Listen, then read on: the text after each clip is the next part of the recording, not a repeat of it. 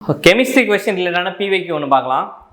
What can be used to sanitize water in swimming pool? So swimming பூலில் வந்து நம்ம வாட்டரை சானிடைஸ் பண்ணுறதுக்கு என்ன யூஸ் பண்ணலாம் அப்படின்பாங்க. பொதுவாக நம்ம என்ன ஸ்விம்மிங் பூல் போனாலே நம்மளுக்கு வந்து குளிக்கிறப்ப குளோரின் வாடைகள் இருக்குமா? ஸோ அப்போ என்ன ஆப்ஷன் பார்த்தீங்கன்னா ஆப்ஷன் டி ப்ளீச்சிங் பவுடர் தான். ஸோ அந்த ப்ளீச்சிங் பவுடர்லாம் குளோரின் இருக்கும். இதை வந்து கெமிக்கல் நேம் என்ன சொல்லுவாங்க அப்படின்னு பார்த்தீங்கன்னா கால்சியம் ஹைப்போக்ளோரைடு அப்படின்னு சொல்லுவாங்க. கால்சியம் ஹைப்போக்ளோரைடு அப்படின்னு, அதாவது CaOCl2. ஸோ இதுதான் வந்து இதோட கெமிக்கல் நேம். ப்ளீச்சிங் பவுடரோட கெமிக்கல் நேம் பார்த்தீங்கன்னா கால்சியம் ஹைப்போக்ளோரைடு CaOCl2 அப்படின்றது. ஸோ வேற ஆப்ஷன்ஸ் பார்த்துலாம். அப்படியே வாஷிங் சோடா இருக்கு, டெட்டால் இருக்கு, காஸ்டிக் சோடா இருக்கு. டெட்டால் அப்படின்றது நமக்கு தெரியும் ஆன்டிசெப்டிக் தான். நம்ம ஒரு புண்ணோ ஏதோ யூஸ் பண்ணோம்னா டெட்டால் தானே யூஸ் பண்ணுவோம், அடிபட்டுருச்சு அந்த மாதிரினா.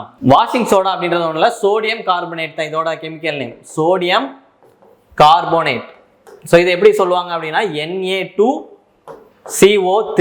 ஸோ Na2CO3 அப்படின்றது தான் வாஷிங் சோடா, சோடியம் கார்பனேட். இதில் ஹைட்ரஜனை சேர்த்தோன்னு வைங்களேன், அதாவது NaHCO3.